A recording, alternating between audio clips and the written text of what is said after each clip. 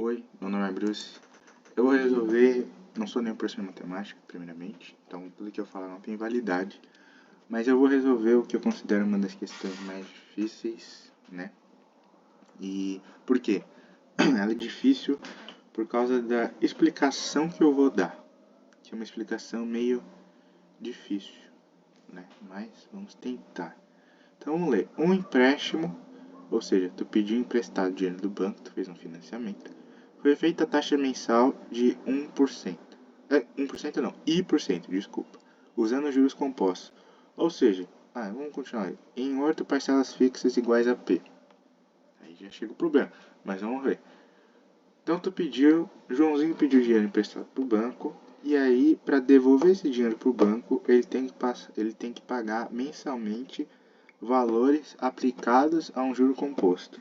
Só que aí já entra o problema, porque ele fala que esse pagamento mensal é em parcelas fixas, ou seja, em valores fixos, em valores iguais mensalmente. E aí já começa a não fazer muito sentido, porque você pensa, bom, se são valores mensais iguais, como que vai ter um juros composto?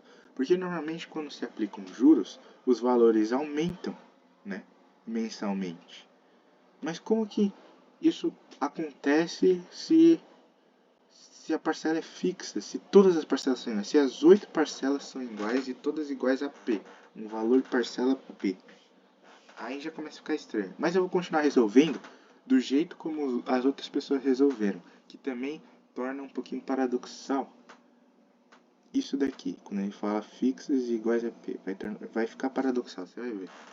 O devedor tem a responsabilidade de quitar a dívida, né? Ele pediu emprestado, tem que pagar tudo, antecipadamente, a qualquer momento. Ou seja, a qualquer momento ele pode falar, cara, eu quero pagar tudo. Eu tenho, tipo, ele chegou na segunda parcela e tem mais 6 parcelas para frente. Mas ele tem esse dinheiro, então ele pode pagar 6 parcelas da frente, pagando para isso o valor atual das parcelas ainda a pagar. Ou seja, quando ele chega na segunda parcela, ele falou, bom, eu tenho dinheiro para pagar o resto. O que ele vai ter que pagar das 6 parcelas vai ter que tirar os juros. Por quê? Porque ele não vai avançar os meses. Porque os juros só são aplicados se você continuar avançando os meses para pagar esse empréstimo.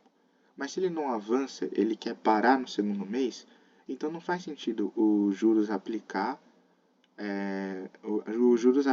sobre as parcelas se ele não vai estar pagando mensalmente, né? Ele quer pagar tudo de uma vez. Então vai ter que tirar os juros, né? Tornando o valor atual, né? E não do próximo mês ou do outro mês, entendeu? Então ele vai ter que tirar os juros. Então, após pagar a quinta parcela, ele resolve quitar a dívida no ato de pagar a sexta parcela. Ou seja, quando ele chega na sexta parcela, ele tem dinheiro para pagar a sétima e a oitava parcela sem os juros. Então tira os juros e ele paga e ele consegue pagar. Então a gente tem que encontrar uma expressão que corresponde ao valor total pago da quitação desse empréstimo, contando o sexto empréstimo mais o sétimo mais o oitavo, sem aplicação de juros sobre o sétimo e oitavo parcela, né? Sobre o sétimo e oitava parcela. Falei errado, tinha falado empréstimo. Mas beleza. Mas o problema está por vir, né? Que ele está na sexta parcela. E tem 8, né? Parcelas. E todas valem P. Aqui que entra o negócio chato. Mas eu vou continuar resolvendo como os outros estavam resolvendo. Beleza. Na sexta parcela, ele quer pagar o quê? A sexta parcela, mais a sétima parcela, mais a oitava parcela. Beleza. Da sétima parcela até a oitava parcela, houve um juros composto no tempo de um mês. Da sexta parcela até a oitava parcela, houve mais uma aplicação de juros composto de 2 meses.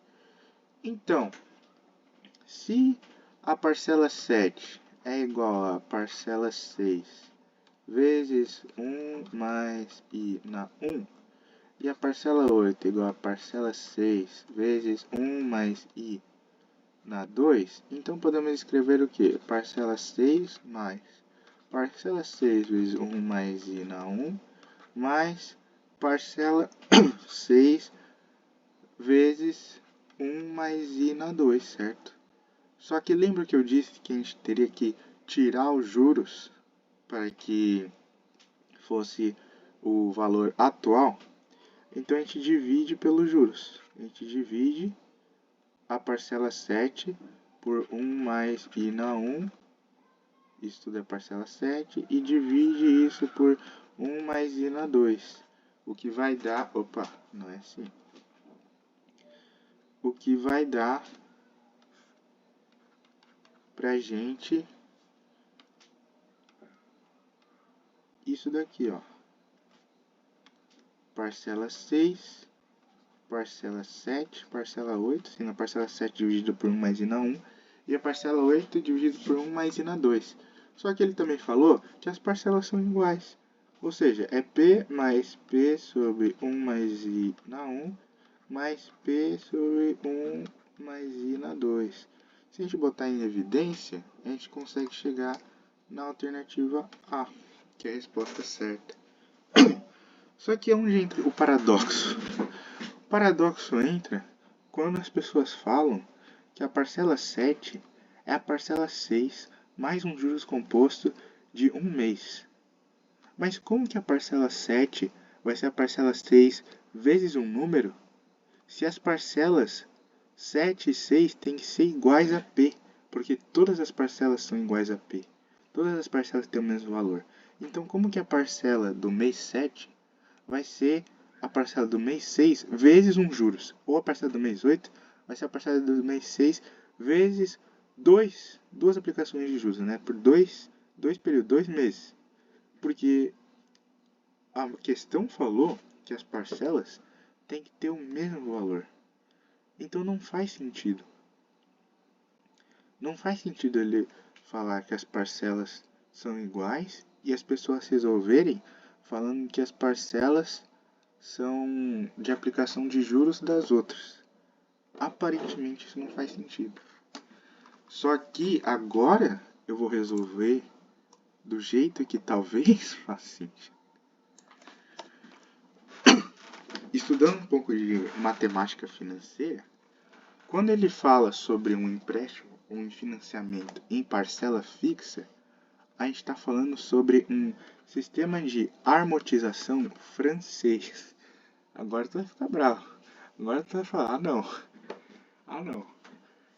Mas eu vou continuar explicando. O sistema de amortização francês é também conhecido como tabela Price. O que é isso? O sistema de amortização francês, ele garante que a parcela de que todas as parcelas mensais sejam fixas e iguais, mesmo com a aplicação de juros. Como que ele faz isso? Primeiro, existe uma equação. Se o banco decidir usar o sistema de amortização francês, ou também chamado de tabela Price, existe uma equação que faz você conseguir calcular o valor da parcela fixa que você vai cobrar do cara que pediu um empréstimo, né? Por que as pessoas fazem isso? Porque, ter uma parcela fixa mensal é muito mais controlável para o cliente, né? O cliente vai saber exatamente quanto que ele vai ter que pagar mensalmente, né? Isso é muito bom para o cliente, tem vários outros benefícios.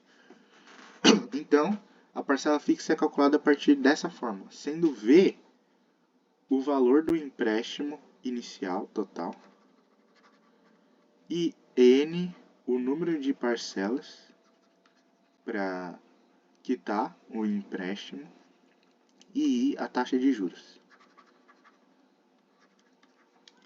O melhor jeito de resolver esse tipo de questão que só tem letra é dando números. Então vamos dar números. Vamos supor que Joãozinho foi para o banco, o banco sei lá o que, falou pro banco sei lá o que, eu quero pedir um empréstimo de 10 mil. O banco falou, beleza, a gente cobra uma taxa de 5% a juros compostos mensalmente. E você vai precisar pagar 6 parcelas fixas iguais. Aí beleza, aí Joãozinho pergunta, beleza, banco sei lá o que, qual o valor dessas parcelas fixas? Aí o cara do banco vai lá no seu papelzinho, brincadeira, não vai no papelzinho, ele vai na própria máquina. Ele escreve, 10 mil vezes 0,05, que é 5% de taxa mensal, sobre 1 menos 1 mais 0,05 na menos 6, porque são 6 parcelas. Eu vou na calculadora, obviamente. Eu vou na calculadora aqui. Não quero ficar fazendo essa conta esquisita. X igual a 10 mil. X igual a 10 mil vezes 0,05 sobre 1 menos 1 mais 0,05 na menos 6.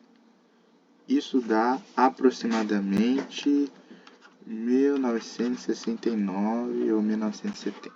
Né? Isso dá aproximadamente 1969. Ou seja, Joãozinho terá que pagar durante 6 meses 6 parcelas iguais de 1969.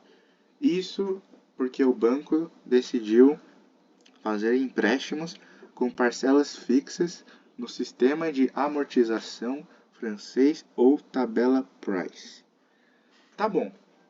Se temos algo fixo, algo constante,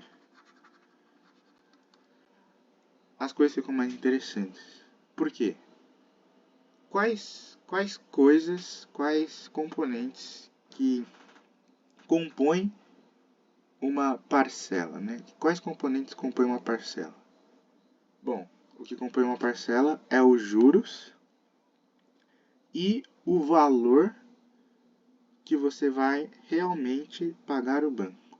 Por quê? Porque os juros é meio que, sei lá, o custo de aluguel, assim, de tu ter esse dinheiro. É um bônus, um lucro para o banco. Enquanto que você realmente vai pagar, para o banco é um negócio chamado de amortização. Então a parcela é a mesma coisa que os juros mais a amortização, porque os juros é o que o banco lucra. A amortização é o que realmente quita a sua dívida, é o que realmente paga a sua dívida. Juros é só o que o banco lucra e a amortização é a parte da parcela que realmente quita a sua dívida. Tu vai entender isso daqui a pouco, porque tem uma tabela que eu vou mostrar com um exemplo bem organizado. Beleza. Só que bom, eu vou mostrar a tabela já então. Essa daqui é a tabela. Ó, Joãozinho pediu um empréstimo de 10 mil reais. Os juros é de 5%. A parcela, a gente calculou parcelas fixas, como você pode ver, todas iguais mensalmente. São de 1969 e 13 centavos. Né? A amortização é o que realmente vai quitar a tua dívida, o teu empréstimo. E o saldo final é o que sobra para o próximo mês. Como assim? No primeiro mês, Joãozinho está devendo 10 mil reais para o banco. Banco sei lá o que. Os juros que o banco falou, de 5%, vai ser aplicado sobre a dívida que ele está devendo, né? Porque os juros, se a gente usar a fórmula lá dos juros compostos, o juros sempre é aplicado sobre o capital inicial. Qual é o capital inicial? 10 mil reais de empréstimo. Então, o juros sempre vai ser sobre o saldo inicial de cada mês. No mês 1, o saldo inicial foi o empréstimo total, de 10 mil reais. 5% de 10 mil reais é 500. Só que a gente sabe que a parcela total tem que ser de 1969,13, de acordo com aquela fórmula da SAF, ou da tabela Price. Ou seja, o que realmente vai pagar essa dívida, esse saldo inicial, vai ser a parcela 1969,13 menos os juros, que é o lucro que o banco tem. Talvez o lucro, ou sei lá, o bônus, né?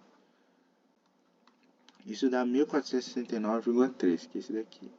Lembrando que aqui em cima que eu falei, que a parcela é os juros mais a amortização. A parcela é formada por uma parte dos juros e outra parte da amortização. Então, a parcela é igual aos juros mais a amortização. Ou seja, a parcela menos os juros é igual é igual a amortização. Quase. Por que eu entrei em desespero agora? Porque sempre quando eu clico no Windows ele para de gravar. E se eu parasse de gravar, essa aula, meu amigo. Mas beleza, a parcela menos juros da amortização. A amortização, relembrando, é o que realmente se desconta da tua dívida, do teu saldo inicial. Beleza? Como assim?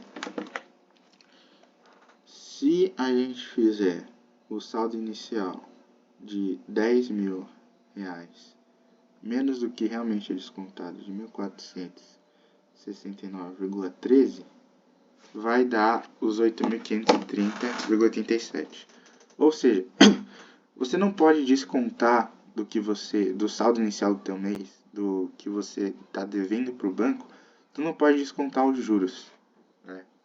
Porque os juros é o que o banco ganha e não o que desconta o que tu deve para o banco, né? Porque o banco quer ganhar dinheiro, né? Se ele contasse os juros que tu vai pagar, então tu ia pagar rapidinho essa dívida.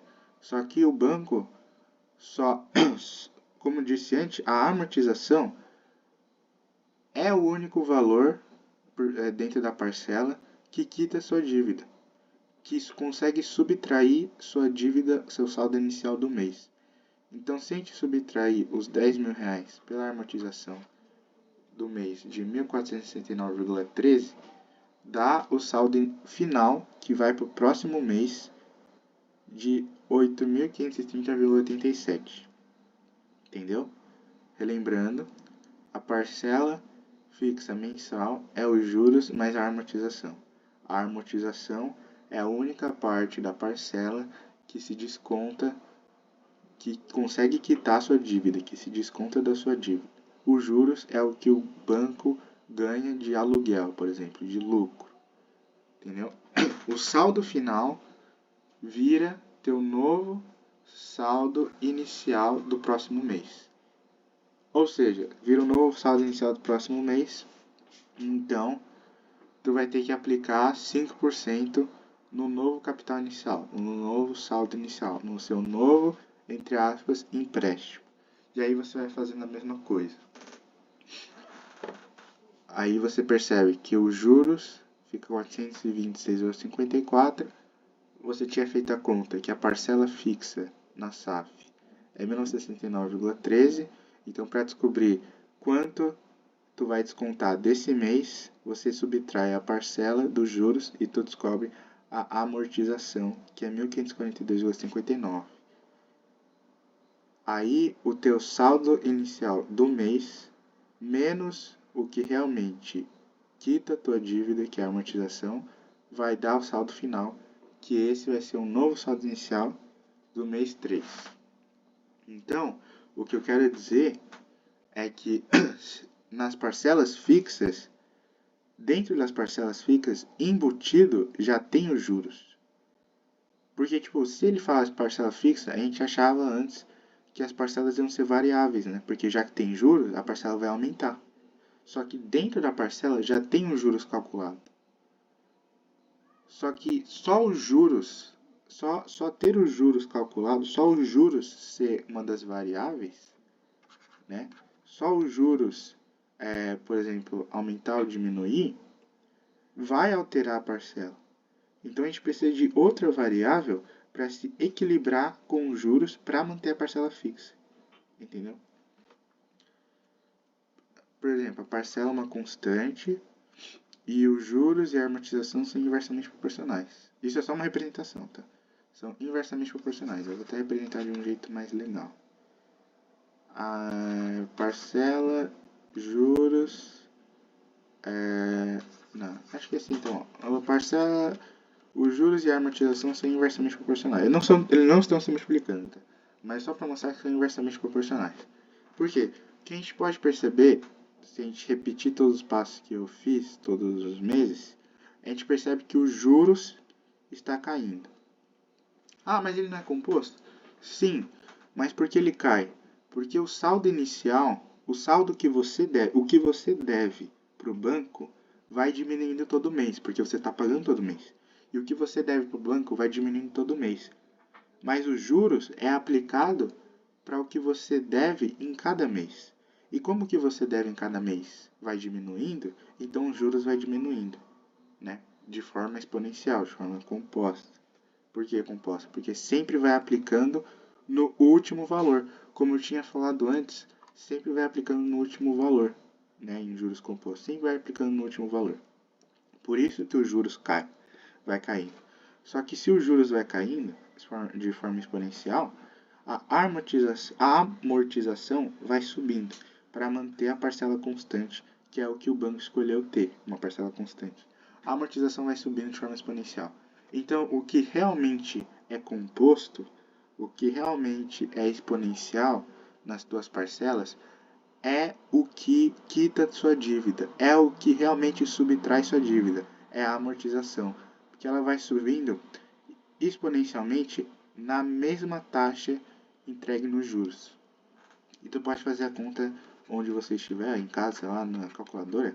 Se você multiplicar, por exemplo, 1.469, que é a primeira amortização, vezes 1,05, que foi a taxa de juros que o banco, sei lá, o que ofereceu para o Joãozinho, vai dar 1.542, ou aproximadamente, né? 1.542,59.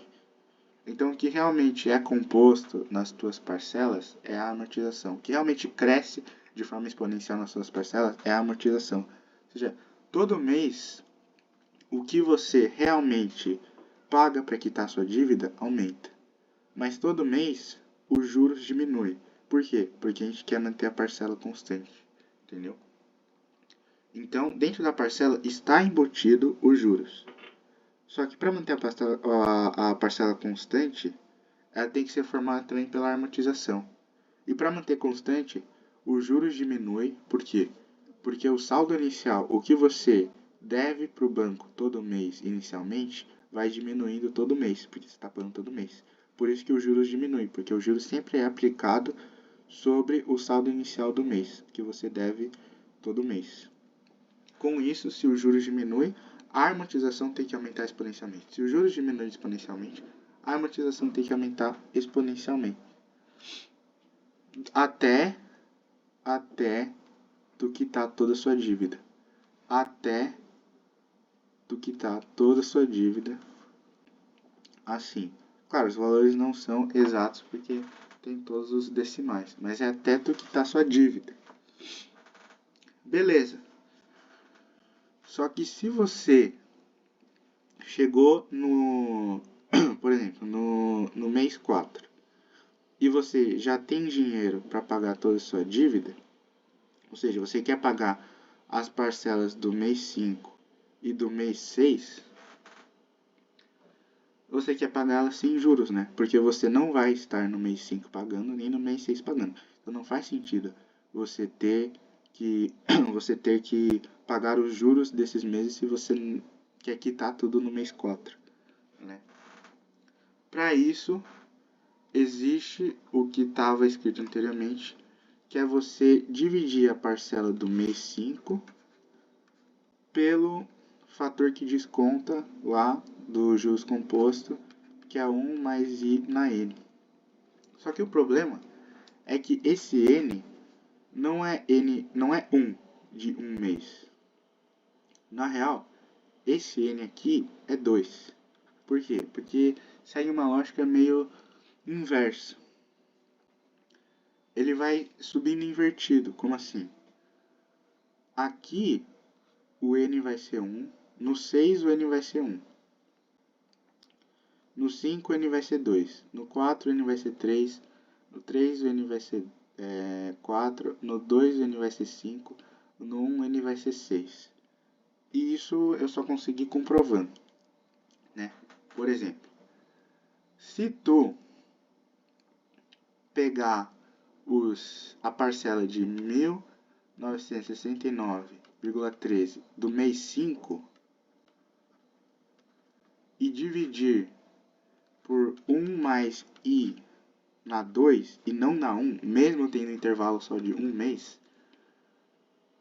você vai conseguir, vamos ver se eu estou certo, mas se estiver certo, aqui sendo 0,05, né, taxa de 0,05, você vai conseguir deixa eu conferir se está certo. 1969,13 dividido 1969,13 dividido por, tu pode fazer aí também se quiser, 1 mais 0,05 na 2. Você vai obter mais ou menos 1785,74. Ou seja, você vai obter isso daqui mais ou menos, né?